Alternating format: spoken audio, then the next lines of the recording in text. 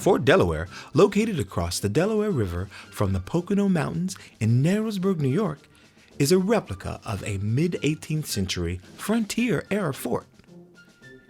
In the 1750s, the entire Delaware River region, including the Pocono and Catskill Mountains, was a part of an untamed, wild frontier rich with natural resources.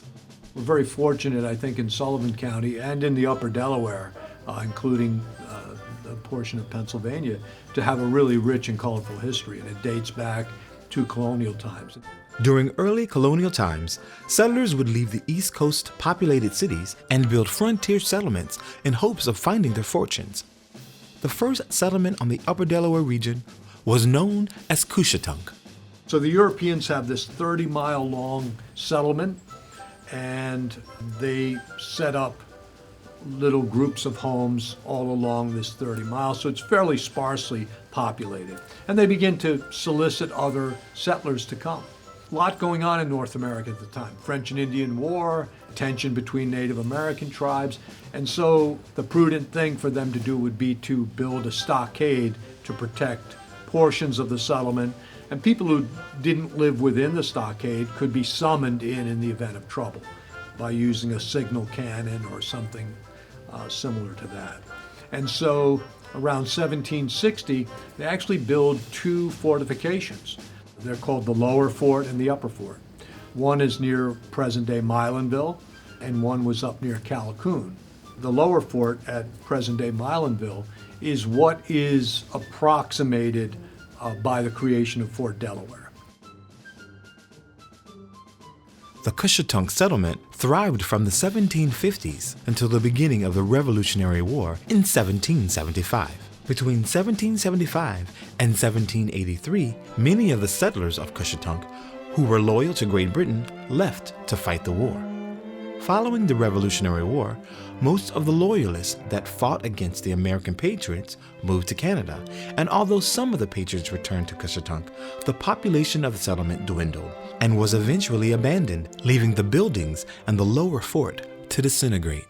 There's very little that remains today, if not for places like Fort Delaware that have taken up the mantle of telling that story, of reminding us what it was once like here. Without that, probably the early history of the Upper Delaware would be largely forgotten, and that would be a great loss to us, I think, for a lot of reasons. In the late 1950s, the Sullivan County historian at the time, James Burbank, saw an opportunity to bring the history of the Cushetunk Settlement to life. Automobile ownership was at an all-time high, and Americans were looking for interesting places to travel by car. So Burbank decided to build Fort Delaware to highlight the local frontier history and as a tourist attraction. The parallel story to the colonial history of Fort Delaware is what I consider a fascinating tale of the 1950s. It's the story of James W. Burbank's creation of Fort Delaware as a replica, as a reproduction of this lower fort, and the research that he did into the story and how he framed the story of the Cushetunk Settlement with the influences and the backdrop of 1950s America, where the automobile has given new freedom to people to travel and to seek out theme parks and amusement parks and roadside attractions. America's swept over by the Davy Crockett craze, thanks to the Walt Disney television production with Fess Parker. And so when Burbank opens Fort Delaware in 1957, it's kind of the buckskin version of our colonial history. In fact, we have photos of him in the leather fringe outfit and the coonskin caps, and it was right out of the Davy Crockett series. But his attempt was to tell the colonial history of the area. What was it like? The very simple life of the common man. How did they live? What kind of skills did they need in order to survive? So when you go to Fort Delaware, even to this day, many years after Burbank has been long gone from the fort. Many of his ideas survive there, so we have skills like candle making being demonstrated. There are actually 3 cabins constructed within the stockade, and the cabins are designed to tell the story of the evolution of the settlement. So the first cabin that you see is a very crude, small, primitive structure with a dirt floor, 1 room, a very simple fireplace. And then you could see as the settlers accumulated a little affluence, as they became more permanently settled here, the second cabin is a little bit more elaborate, a little larger, has a separate sleeping loft, a little bit more elaborate fireplace, a wooden floor. And then the third cabin is even larger yet, with a very elaborate hearth, with a cooking oven, couple of different sleeping quarters, actually glass in the windows. So it's a much different type of setup. And again, the idea is to tell the story of how the settlement evolved. Fort Delaware was originally built here in 1957 to highlight the lives of people from the Cushetunk Settlement that lived here between 1755 and 1785. As you come in, you'll come in through the visitor center. There's the gift shop. There's some of that Burbank ephemera in there. There's the diorama of his original concept fort that's in there. But then as you come in, you'll see our heirloom garden. You'll see the 3 cabins that are on the inside here. And the 3 cabins, we have them set up so that they represent 3 decades.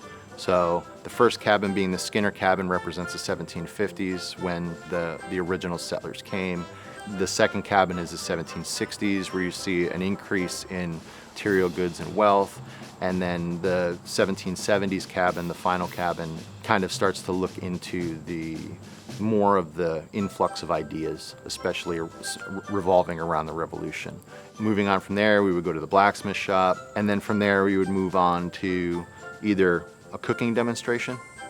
So you'd have outdoor cooking, including our bread oven, and then from there to weaving and woodworking. Finally wrapping it up with the blockhouse on the far end, which is basically the defensive position. The whole purpose of a stockaded fort or a blockhouse was defense. Fort Delaware consists of several buildings within the stockade, with reenactors bringing the 18th century alive. The mission of Fort Delaware is telling the stories of the Upper Delaware region and preserving local history. I think history is becoming less and less important. It doesn't get the emphasis in school that it once did.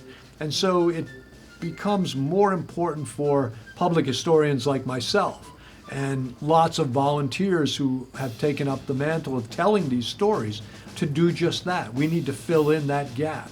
And so places like Fort Delaware, in addition to being great places of entertainment, tourist attractions and places where kids can go and have fun, it can teach very valuable lessons, not just about the skills that were necessary for survival. How did you make tools? How did you grow food? How did you make candles for light? Just how did you live in general? But also the story behind the history. What brought people here? The drive to own land, the importance of the river, the importance of timber, and how those extractive industries led to the growth of these settlements and the affluence of the settlers that kept them in place. What happened during the war? What happened to the people during the war and in the aftermath of the war? These are all great stories, and they're stories that exist on many different levels. And I think people who are coming to Fort Delaware get to learn history on several levels depending on their level of interest. Another story we tell at Fort Delaware is the story of the public house and the role that played in the settlement. How the tavern, in addition to being a place where people came to have fun and to entertain themselves, how it becomes a place where news is disseminated, how it becomes a place where governmental transactions take place. If you had a town hall meeting, it's held in the tavern, in the public house. Kids would go to school in the public house. Certainly not every single day, but a few days a month they'd gather there for lessons because it was critically important, believe it or not, for kids to learn to read and write, if nothing else. It also was where church services would have been held. So we tell the story of the public house. That's a great part of the lesson there.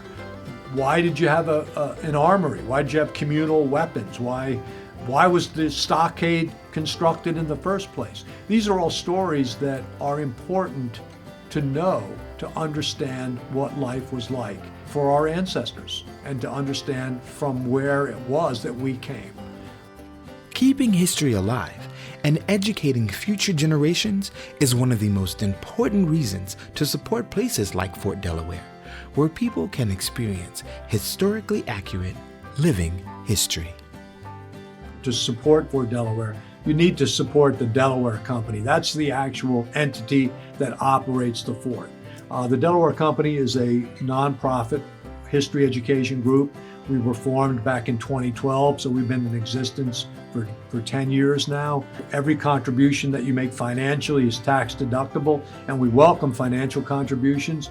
You can either mail us a check or you can go on our website, thedelawarecompany.org. There's a donate button, and you can either donate a single donation or you can make it a monthly or yearly donation that will repeat itself. If you wanted to mail a check, our mailing address is the Delaware Company, Post Office Box 88 in Barryville, New York, 12719. We also need volunteers. Just contact us. Go on the website. There's a contact button there. We'd love to hear from you.